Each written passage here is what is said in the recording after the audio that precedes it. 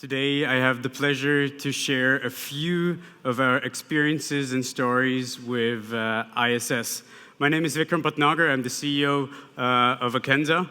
I'm going to dive today into a few use cases that we developed with ISS when they started from scratch, and today how they're extracting information and how it has impact into their business. May I ask, who in here is from facility management or from building or building automation? Please raise your hands. 1, 2, 3, 4. I wonder what the rest does. So let's get started. Wouldn't it be great if you in your building have the capability to see what your occupancy level is of rooms? Wouldn't it be great if you would only have to clean in those areas which actually have been used? And wouldn't it be great if you could put appliances and provide a service on demand when a button is pressed? These are questions which ISS 2 years ago came to us and asked us, how can we work on these subjects? How can we bring technology into our business? How can we gain from that data? And the most challenging part with all this technology, how can we integrate this into our business and how can we transform as an organization? Well, Akenza, today, a 30-people startup based out of Zurich. For us, that 2 years ago, when we were hardly 10 people, was a very big challenge. Not from a technology perspective, but having this massive tank of an organization that all of a sudden wants to utilize IoT to make their processes more efficient. So we discovered in the first session, we discovered 6 different areas which might be relevant to them. First, smart spaces. How do I utilize my space? How do I clean my space? How do I maintain it? Second, my infrastructure, my building. There's this building management system, but apparently nobody can get to it. Why? We identified that light is a crucial point where we can save energy, where we can optimize, and we can do much more with light. We can discover is an area being used by measuring the occupancy. And energy management, where I can optimize how is energy being consumed. I can first identify how are my assets on a level or an entire building, where are the strong energy consumers, how can I optimize that in the future, and how is that data relevant to my future planning of assets that I buy. Security from access control and HVAC system from doing maintenance in filter areas. So we discovered 3 different stakeholders in this picture, but looking at the IoT ecosystem, there are actually a lot more stakeholders. These are our direct stakeholders. On the one hand side, we have the facility manager, the operator. On the other hand side, we have an owner or a tenant, and we have the people working in that environment. And all these stakeholders sort of need to share data with each other, and the first thing they do when you sit down and discuss with them where are we going to deploy this solution is, well, I don't want to give that person some of my data, and I only want to give them a certain piece for that. And what if I one day change my facility management provider? Are they then going to stick with my solution, and is another solution going to come into place? So different challenges to orchestrate of how such an architecture can work out. On the one hand side, the facility manager wants to increase his service. He wants to up his service level while being able to use his resources as efficient and as sustainable as possible. So maximize the people on ground that you have, for example, in a building when it comes to servicing a building, but also being able to give your client a more in-depth analysis and data about how can they create a better environment. Then we have the tenant. A tenant is interested of how can I maximize my space, how can I be more cost effective when it comes to management, and so forth. And then I have people in there who consume my building, who live in that building, and want to have services. So one great example is you pass a meeting room or you book a meeting room, you pass it, it's empty, and you wonder why these meeting rooms are always booked, and every time I need one, I don't get one. So these are different challenges in different groups, which you start to analyze and start to prioritize. Now, having this big ship of an ISS and a startup working together, we understand that an organization that all of a sudden wants to do something might not necessarily have the technical readiness to actually maneuver into these new technologies and these new capabilities. So start simple. So we started with one of the higher impact cases, which is occupancy. if I am capable of reducing space and leveraging space in my office building in a new manner, in a more efficient manner, I can have more desks, I can have more floating desks, free desks, where I can show people where's the availability in a building. I can reserve a desk, so when I need a desk, I always have a desk available. And as a facility manager, I know exactly how those desks are being utilized, completely anonymous, and therefore I can optimize and I can give a recommendation to the customer of how that can be optimized. Another use case we identified with the largest telecommunication provider in Switzerland, Swisscom. They want to create a better environment for their employees, so they want to measure how is noise being developed in certain areas and give that information back to their users.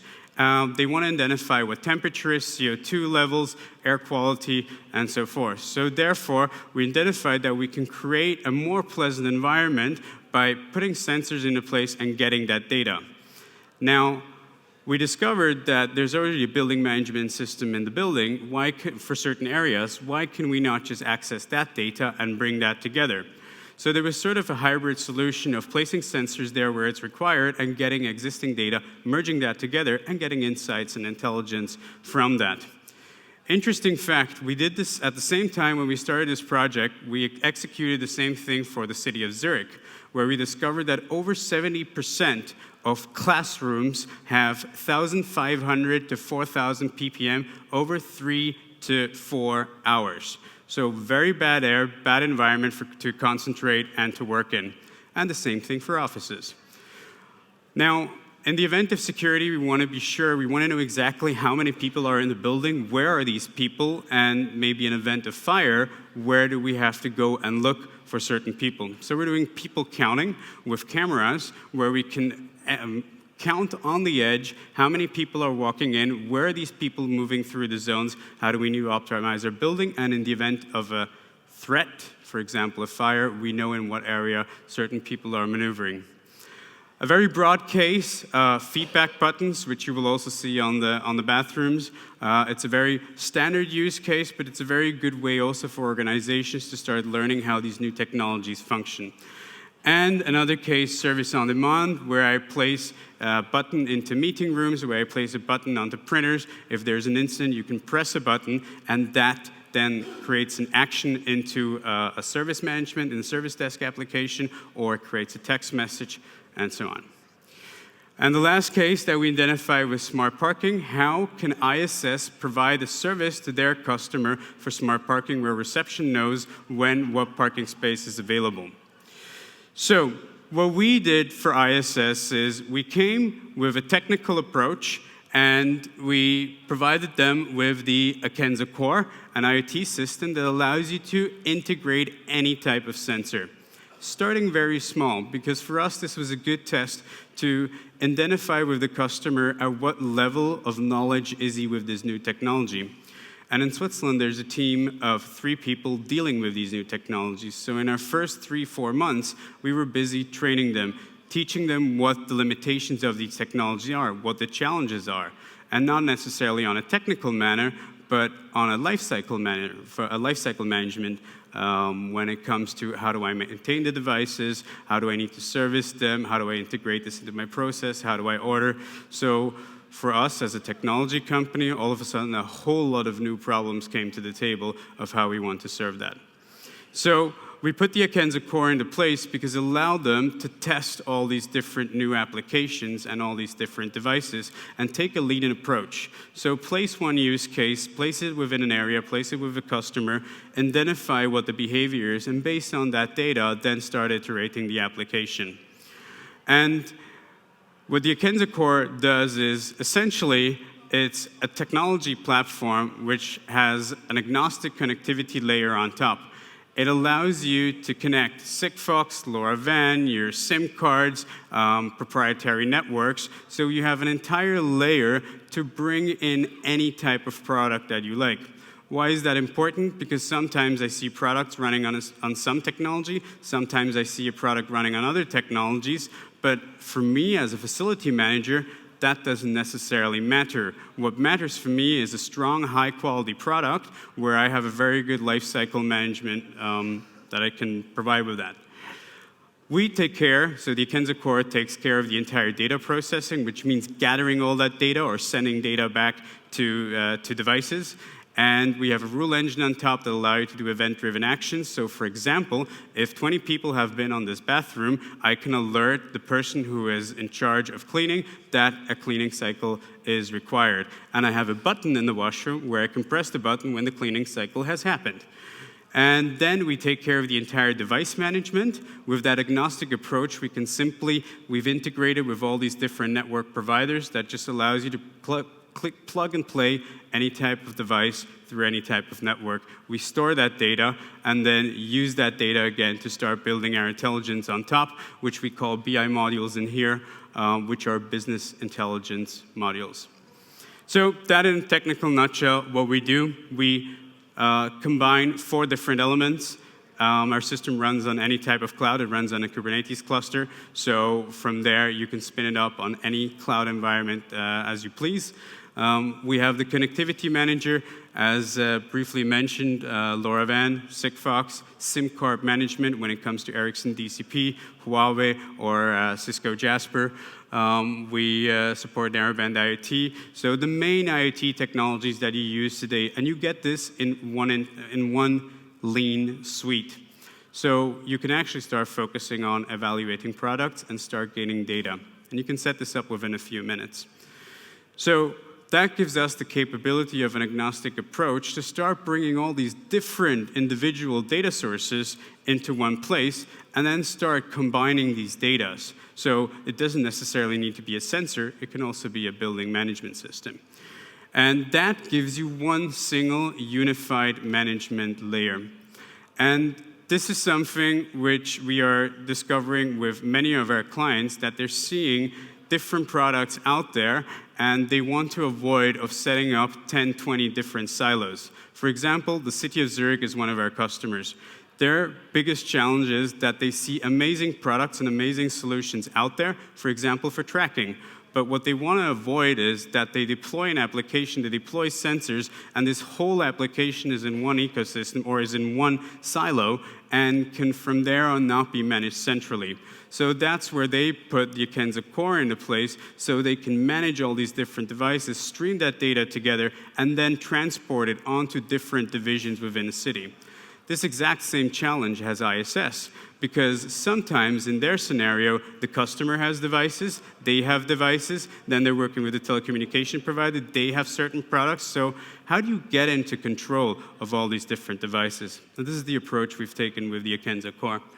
And last, as I said, we run on a Kubernetes cloud, which allows us to deploy on any type of cloud. We provide it as a SaaS, where you can get started immediately, or you can deploy it directly into your own cloud subscription in order to be in full control of your data, to do more with your data because you have direct database access. It allows you then to add certain AI applications to your business challenges. And now, all this part, a facility manager actually doesn't really care about, because it's infrastructure. And IoT infrastructure, facility manager wants use cases. He wants to have something wrapped and packed which you can throw at his customer and provide the service. And this is what they're doing with this product. They now have the capability to merge all these different customers into one system and now build applications on top. And this is how we unify the ecosystem with all these different components. So for them, personalized service. They have a reporting engine, they can gain reports, they can send out to their customers, they can improve their service, and they have a value add when it comes to their competitors of bringing a lot more deeper in-depth data of how customers function. A few examples of what we've done with the customer.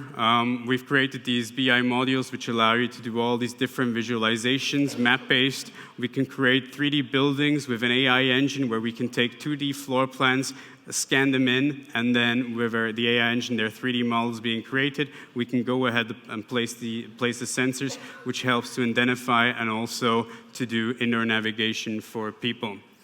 One of the most important cases for ISS is that today they have a static cleaning cycle. So they have a fixed plan where people go and clean. And what they want to do is they want to change from that, and they want to come into a dynamic approach where they clean where it actually is required. So we built the business intelligence module for them, which tells them exactly where and when certain incidents happen. And then based on that data, the staff is accordingly tasked to do whatever task they have to do. They can monitor the washrooms, which then allows them to make sure that the quality of the washroom is always clean, and we all like a clean washroom.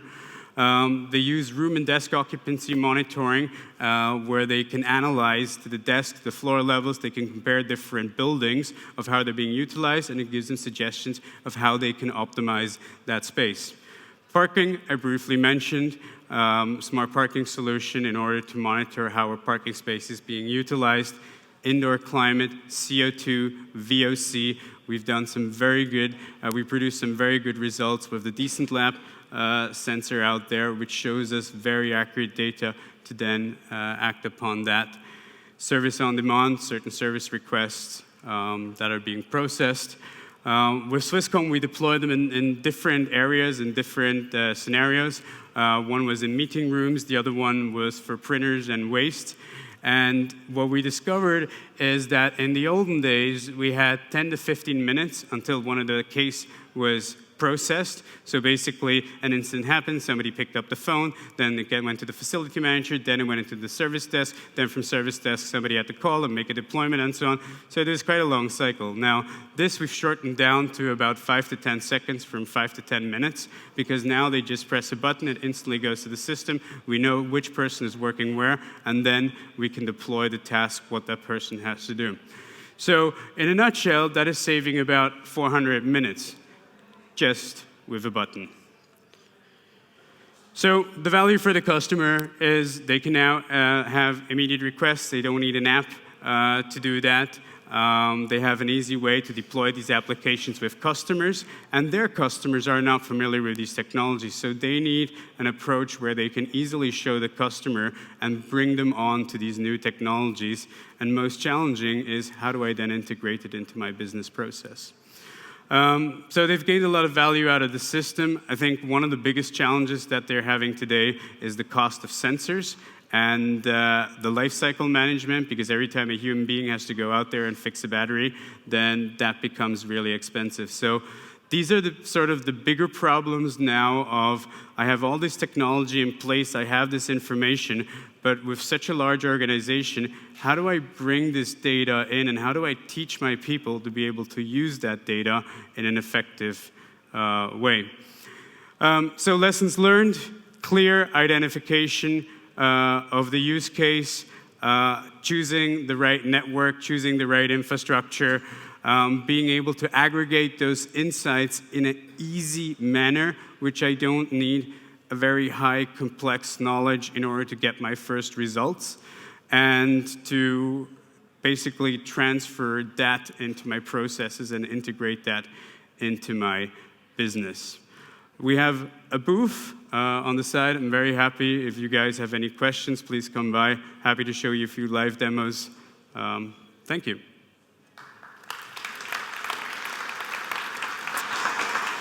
Yeah, Vikram, it sounds like you guys have been offering quite a few great services with help of LoRa technology for ISS. You already started off by saying that at the time that you were approached by ISS, that you were still a very small company. As a startup back then, do you have any tips for maybe other small companies that have to work with giants like a company as ISS is? Absolutely. That's a tricky question.